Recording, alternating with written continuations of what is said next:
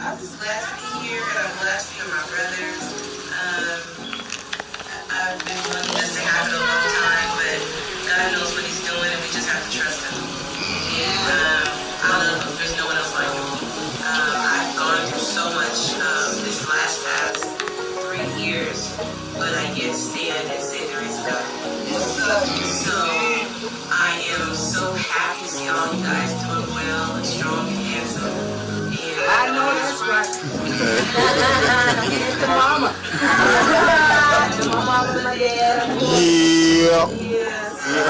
It's just a blessing. It's just a blessing. Hey, look, I've been through so much pain, the storm and the rain. Know it's better days ahead. I wish the sun would shine again. Life ain't always been sugar, so let me make it plain. Family always been the motto, but distance we remain. One sister, 12 boys, still can't believe you're gone. Saw you laying in that casket, reminisce when I was young. You would tell me right my wrongs, the only way to make it right. Learn to put your faith in God, cause it's a calling on your life. I just want you guys to know that the enemy is mad about this. When Mom first talked about coming home for Christmas, I put on Facebook telling the devil's gonna get busy, so stay prayed up. That's what I put. And I always tell you guys to stay prayed up because he's angry. He doesn't want to see this union because it's been so long of him trying to tear it down because how strong we are. We don't even know the strength that we have. But I know the lives that we have touched. And I know who my mom and my dad is. And I just love you guys. And I ask that you guys either hear the call. It's either yes or no. Yes or no. Hey, since you angels sent from heaven, and I miss you by the day. Every minute, every hour, conversations on replay. You would tell me not to worry, everything's gonna be okay. So I'm releasing all this pain while these tears run down my face. Thank you for viewing McClinton Christian News, where all news is not bad news. CEO Bishop W.C. McClinton. I'm the host today. My name is Ray Magee. I'm hosting Pastor Lawrence. He's away right now, and I'm hosting today, and I'm grateful for letting me host today. I'm here with Shujaa, and I'm here with Sylvester. And so we're gonna be talking about transformation. We're gonna be talking about it's never too late to change. So we're gonna try to stick on those subjects, you know what I'm saying? And give each other a little time. Give me your background, where you from, your name, introduce yourself to the world. We trying to reach these people. You know, it's a loss. I can't say they lost. They just scared of change. And if they see us, man, I'm trying to tell you, man, we was out there. We almost got 100 years in incarceration between us at this table. 100 years we was locked up away. That's a lot of years, bro. So we made some mistakes. We made some serious mistakes out there.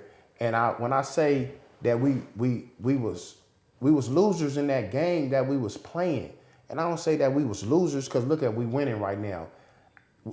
I think this arena it's a lot of arenas. In that arena of the fast life that we was involved in, we lost. If we look at the years that we done, I did 30 years. Sylvester, what you done? 28 years. Shujaa? 25. Man, that's a lot of years they got from us, man. They took we can't even say they took. We took from ourselves, bro, by the mistakes that we made, the choices that we made. So I would like to. We spoke to Shujaa last month, and I want to hear from you, Sylvester. But before we go, Shujaa, throw out, introduce yourself.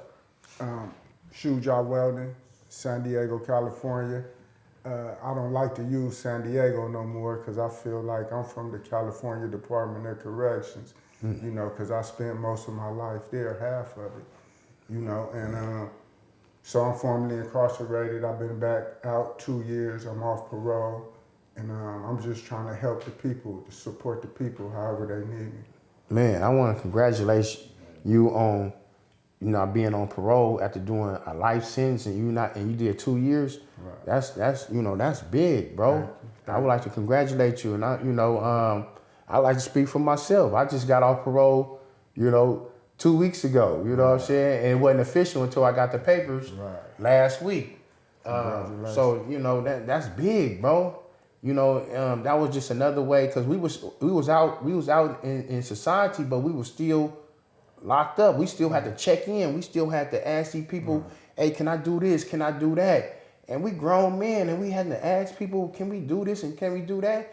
I missed a lot of opportunities even when I was out here. Family reunions, weddings, funerals. I couldn't go. They talking about I couldn't go. The paperwork ain't right. You know what I'm saying? Like they was playing with me when I was on it. So I'd like to congratulate you for that milestone, because that's a milestone. And I know that feeling. It's something that goes right here when you ain't got nothing. You know what I'm saying? The people ain't on you. You know what I'm saying? So, introduce yourself, Sylvester. Yeah, thank you. Thank you guys for having me here. My name is Sylvester O'Guinn. I am 48 years old. I am born and raised in Fresno, California, raised by a single parent mother. I had a sister, 5 years older, a younger brother, 5 years younger, who's now deceased. So he's talking about transformation. So that was a big question posed to me at once upon a time. When did you change? Why did you change? And just give a insight on, that change and the transformation. And okay, before not to cut you off or anything like that, how was you out there? When you say you was from Fresno, give me just a teeny background, because we want to know, was you, how was your, was you in the gang? What was your thing that got you kind of caught up in the system? So looking back on it, it all started at home. Unfortunately, my mother was a drug addict, a criminal. I would never speak ill on her. She's deceased today. I know she did the best she can. Yeah. Generational curse. Yes. It was passed down. I did the best I could. She lived a wild, crazy life. I normalized that. Yeah. I followed the same path. Unfortunately, at 17 years old, I committed a first-degree murder and attempted murder. I will be tried as an adult, sentenced to life in prison. And okay, when you say we understand that you commit, we committed these crimes. So, like, what was in between that? You know what I'm saying? How that happened? Because I don't believe we woke up killers. You know what I'm saying? Because you're not a killer today. You found your true essence of who you are today. Yes. You know what I'm saying? So I'm trying to get to the point where, what happened? For me, I'm gonna say for me, I was searching for love that wasn't inside my household. So I was seeking it. I'm looking for it. I'm looking for a father figure. Someone that I didn't have. You said you was a single, come from a single parent. I came from a single parent. So I'm looking for that male figure, and I'm looking for that type of love. So you see where I'm going with that. You see where I'm going with that. Sure. And that's why I spoke on earlier. I said that I normalized what my mother had going on inside the home. Yeah. And that would be selling drugs, being disruptive in the communities, going against society norms, living however I wanted to. I seen her do it. This is the person I love. She loved me. If she's doing it, that was an indication that it was okay to do it. She would smoke marijuana, drink alcohol, PCP. At an early age, I liked it, the smell of it. And so by 12, 13, I was already indulging in that. Joined the gang.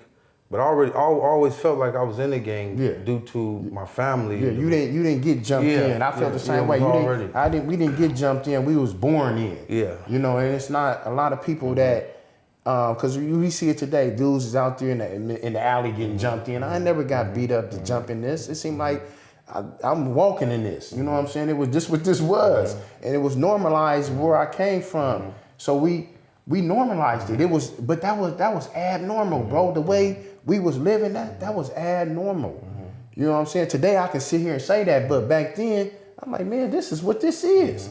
This is what this is. But the how we was acting, it was abnormal. Now, I heard you say you committed a heinous crime, which is murder. That's the ultimate crime. Me too. And I'm sorry. And I wish that would have never happened. You know what I'm saying? Today, the person I am today, I'm truly baffled of my actions, bro. I'm like, I don't believe I was that type of person, bro. Looking back and seeing, because it was abnormal, and you know, I'm not mad at nobody but myself, but I had to forgive myself. That was, you know, I had to forgive myself, but that happened later on. So let me know. We know that you committed the crime. Now you in prison. Because I know for myself, when I went to prison, I continued on that behavior. That behavior just continued from when I was out there. The behavior continued in prison. So I'm pretty sure. Tell me a little bit about that, about how the continuance of it. You know what I'm saying? Yeah. So in 1996, this would be my first time going to prison, first time being locked up. So I went and opened up a new prison, High Desert State Prison. It was a brand new prison, a level 4 180, full of gang members and shoe kickouts. I was 18 years old. I had never been exposed to, you know, nothing like that. I was little in size, so I already felt some type of way. I didn't have no hair on my face. So those things, like, you know, had a chip on my shoulder, and I was willing to show that, hey, I'm here, I'm gonna be here. And so I started up. I started emulating what I seen much older, seasoned gang members doing. And so it was just like the same thing happened in the streets. Yeah. I get exposed to certain stuff that I like, it's familiar with me, well, I'm gonna be better than them at it. Yeah. Yeah, and that was the same with me. Shujaa, explain a little bit about yourself. Was that you continued on? How that looked for you? Same thing for me coming in. I went to prison though in '94, but CYA '92. But so coming back when I got the life sentence, I had to learn how to be just as violent all over again in prison as I was on the street, because these people don't know me. So I'm feeling like I gotta make an example. You feel me? So everywhere I go, it's up. I'm trying to get some money. I'm trying to put a demo down. Or, you know, you're gonna stay away from me, you know, with that. And so the behavior continued. And I think 2018 was when they came down with some laws for me to get out at the age. And which one was that? Was that the SB? Yeah. I think I fell up under the SB 261. Yeah, 261. And then I think it was 61, 62, and then they came with the SB something else. That's the one I felt. But it was for, actually it was for the youth. It was for the youth because our mind wasn't fully developed until we 25. So we was committing these crimes when we was young, and not to justify or anything like that. We just didn't know no better. Our brains wasn't developed. You know what I'm saying? Our front lobe that's the smart part of our brain, and we didn't have no consequences of the things that we was doing, bro, because it didn't develop right there. Because I'm sitting back thinking about the things that I done, and it didn't make no sense. I'm like, I'm doing stuff in broad daylight. I'm just because I emulated it for one. You know, I soaked it up from the sponge on the street, and I thought it was right, but it was all because it was right here. But today I'm like, man, because it's smart now. My brain is developed. So now I'm like, I would never do nothing like that. You know what I'm saying? I would never, you know what I'm saying, do anything like that. And we all three of us here, I'm gonna speak for, I usually use I statements, but I'm gonna use a we statement. We're not here to glorify none of our behaviors, because we made that choice to do what we did. And I think I can speak for all three of us that we made a choice, because we understand choices today. And so we're going to move forward, because we don't want to glorify none of that, because we understand our past. We got to find out. That's how we know about it. We got to go back in our past to figure out what happened. And I heard you saying the broken home, because it all started in our household. The dysfunctional inside our household, and us being from black families, our thing was, don't say what happens up in this house. I know, Mom, you better not tell nobody what happens going on inside this house. So we secluded it. We kept it secret. But it was things inside that house that shouldn't have been going on for us to see as a young kid. And it's today a lot of kids are seeing stuff even worse than what we went through. It could be the same, you know, because I came up in the age where I was out here in Oakland where my moms was dealing with the Black Panthers. And they would come over and party, because I'm in West Oakland on 36 in San Pablo.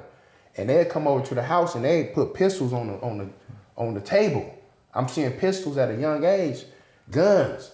So I'm fascinated, you know. I got this toy gun. I'm like, man, I want one of them.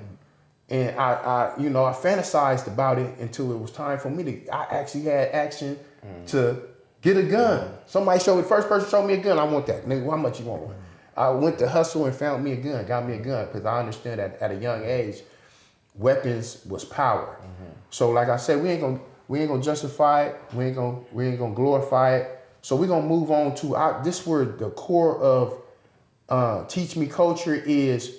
When was the we moment of our change? And I see you smiling over there, Shujaa, because this is where, look at where we at. Right. You just went for Hawaii. You know what I'm saying? You all over the place. You got cars. You know what I'm saying? When was the we moment for us to be in this situation right now? So I'm gonna start with you, Shujaa. When was your we moment? Just like, you know, because we could still be the same type of people. Right. It was 2018 for me. Like the law had passed. It was in effect, and they were saying, "Stay clean. You got a good shot at going home." So what I do, I cut out everything else, the drug selling and all that. I said, I'm gonna just rock with the cell phone. I ain't committing no crime. I ain't hurting nobody. And about 6 months later, I get cracked with the phone. So, but now I'm on my way to board in 2-3 years, and that's a black eye. You know, that's a no-no. That's no games with that. Yeah, that's a denial automatically. So, but the thing about it was, I still had like 3 years. I thought I had 3, but I ended up going in like 5. So by the time I get to board, I had 4 years clean, and I explained the reason why I had the cell phone and things like that. Wrote a book report about it, and explained that, and they was okay with it because I had told the truth. Yeah. But so 2018 was an aha moment when I understood insight that if I'm remorseful for the crime I committed to somebody, the only way I could show that I am remorseful for that is to commit crime. Quit committing crime. Now, whether it's a crime, a law, or a rule in the penitentiary. Yeah. You feel me? Like, it ain't, it's wrong. It ain't cool. So if I'm honoring my victim, right, I'm gonna shy away from those things because it's not right. Yeah. And that's how I show my remorse. That's how I show insight, my understanding. And so that was my aha moment. And I thank you for that. And I can kind of assist in that on the cell phones, because we think we ain't harming nobody, but really we is, because we would just committing crimes. We broke rules and we thought it was okay. So criminal thinking. That's exactly what that is. Criminal thinking. I'm gonna sneak. This ain't nothing. I ain't hurt nobody. You know what I'm saying? I'm just gonna, talk to my family. We justifying it, but it's all criminal thinking. We were fooling ourselves, bro. And it took me a minute to stop playing on them phones too. I was playing on them phones too, and it caught up to me 10 years later when I was going to the board. You know what I'm saying? I kept getting denials because I had an old Facebook page on me playing on the phones in 2009, and I couldn't get it off because you know how you get a phone and then they come take it and then you don't know the codes, you don't know the password to get back in, so it's just out in space. And then they got these gang pictures, and I was a fool. I'm looking at this, I'm like, man, that stuff hunted me 10 years down the line, bro. And I had to explain that. You know what I'm saying? I got denied 5 times. So and my boy Sylvester can vouch for that. He seen me going through it. we was going through it, man. We stopped talking. You know what I'm saying? We were so stressed out. We both tried to read. Man, get away from my door, man. I'm trying to get this stuff right, man. Man, I don't know, you ain't gonna be talking to me like that. You know, man, you know, talk. We next 2 doors down from each other. We ain't talking, but that's what was going on. It was the stress of trying to come home to this. And look at, we just had breakfast in Berkeley. Right. We just had breakfast in Berkeley. And got into it this morning. And we got into it this morning. You know what I'm saying? Because I want everybody on their right note. I want everybody right, but it's the way my deliverance. I gotta learn how to, you know, I gotta learn how to talk to people. But it came back. But this the transformation. Just the transformation. Yeah, we talk it out. Yeah, back in the day. Yeah. So yeah, that was cool, man. Yeah. So Sylvester, when was your Ivy moment? It'd be 2013. I was housed in SADF State Prison at SED. So I had been there for a good amount of time alone in a cell, and I was just asking myself, what are you doing with yourself? You know, who are you? What did you know, what is your goals? What is your purpose in life? What direction is you gonna go with your life? You've done everything under the sun, you know, far as negative stuff. You know, is that what you really want to leave behind? And I'm figuring, well, I done murdered, you know, Mr. Williams. I feel so bad about that. Shot these other people, caused so much harm and damage. I didn't think I was redeemable. I didn't think I could, you know, amend that. And so after just long nights and long days of sitting in the cell and just pondering, thinking, praying to God, my mother prayers is out for me, my family, where God just started showing me gradually. He started shining the light on me gradually. Mine didn't come just overnight, and it's still in progress as I'm speaking at this moment. You know, I'm learning, make wise decisions, be conscious, be vigilant. When it's out of your control, you know, pitch it to God, trust and believe, you know, and I've been doing that, and God has blessed me where I've been home 2 years now. I'm off parole. Man, congratulations, bro. Congratulations. Yeah, I've been working 2 jobs. I've been able to give back. I've been able to, you know, really make a difference in some people's lives, just as I know God would want me to do. I'm a work in progress, and all I know is I will never go back to that lifestyle. Man. And yeah, so that's where I'm at today. And I can vouch for that, because I seen the transformation from, you know, you was 2 doors down from me, you know, and I went through that same progress, that same situation, which my mom passed in 2009. My mom passed, and I remember getting a call from my aunt, and that was in Houston, Texas. She got hold of the California prison captain that was there, and they called me in, and back then, I mean, I'm pretty sure you guys can vouch for that when your mother dies, what they want to do to you? They want to put you in the hole. And they put me in the hole because they thought I was going to harm somebody. They, you know, because they understand so many people, that prison system been around over 200 years, so they understand the magnitude of someone's mother dying.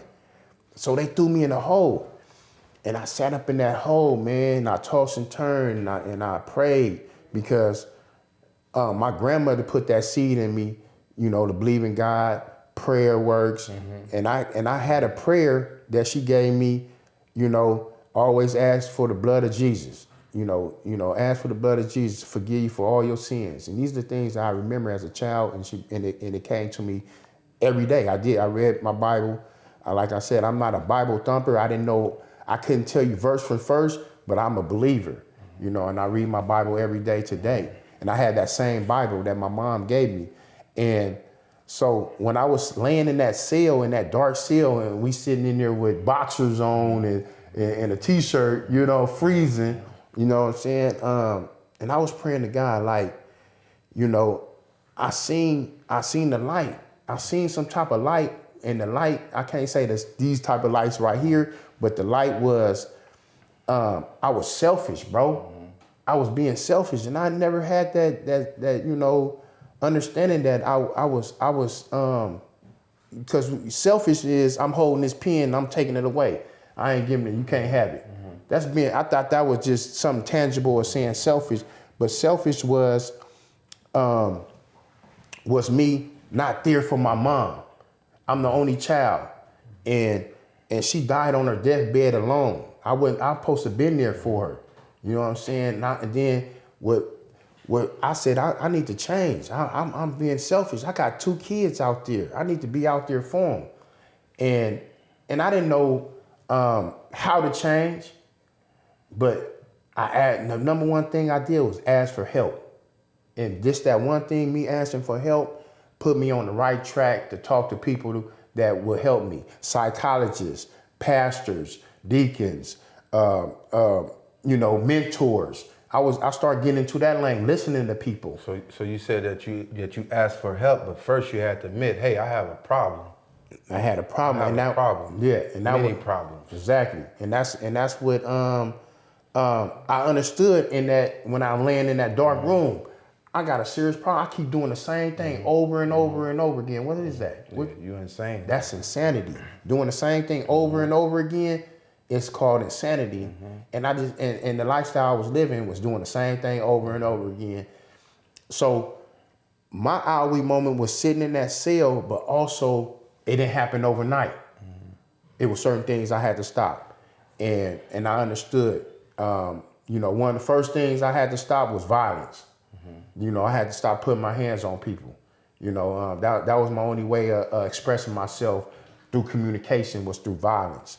And I understood that I had to stop that. That had to stop because that was the main reason why I was in prison.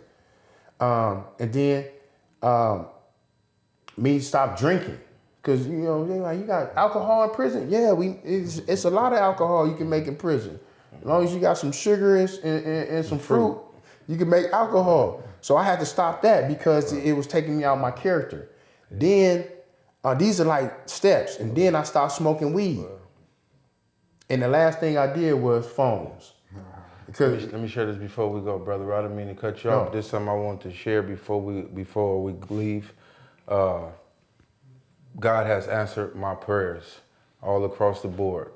The most painful thing I've ever experienced was losing my mother 4 days before finding out I would be returning to society. I went in with no children, and she wanted me with children. I've been wanting children. So I have a girlfriend now that's 2 months pregnant, and I'm looking forward to fatherhood. Congratulations, bro. For sure. Congratulations, man. I'm excited about that. Yeah. Congratulations, but that's cool. cool. And you honor your mom. Off top. You honor your mom with that, man. You honor your mom. And that's what I'm talking about, man. So the main concept of this, man, is about true transformation. I couldn't use that word, so it's teach me culture now. And it's a culture that we in. This is our culture. You know what I'm saying? And we're able to give back. And it's teach me culture, and that's why I came up with this word that we can get back to the youth. You know what I'm saying? The culture that we in, because they understand this talk, and I think we will be the ones that can lead them to show that change is possible, bro.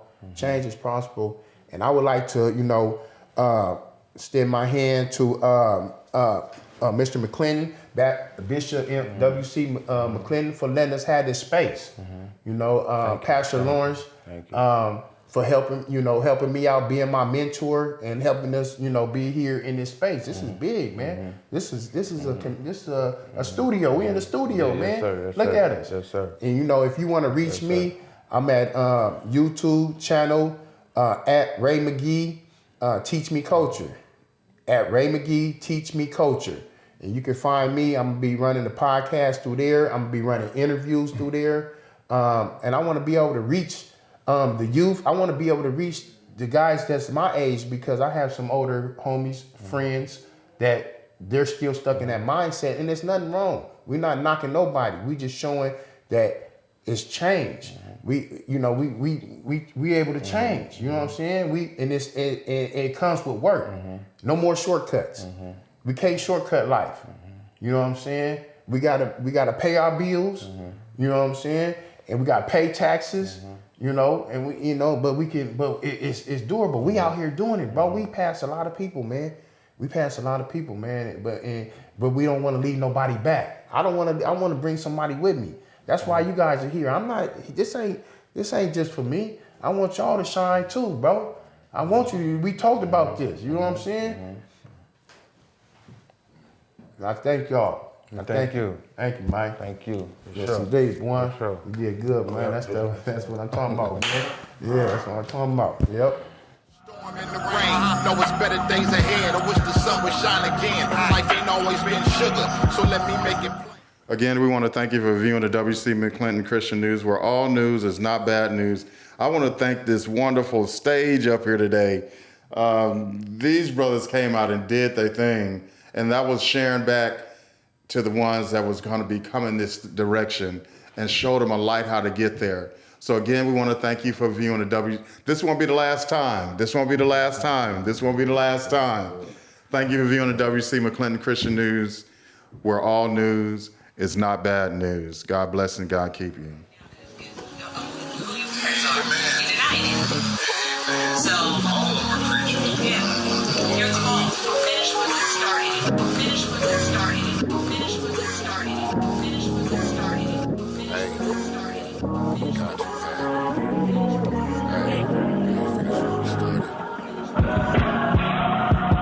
I'ma finish what I started, sis.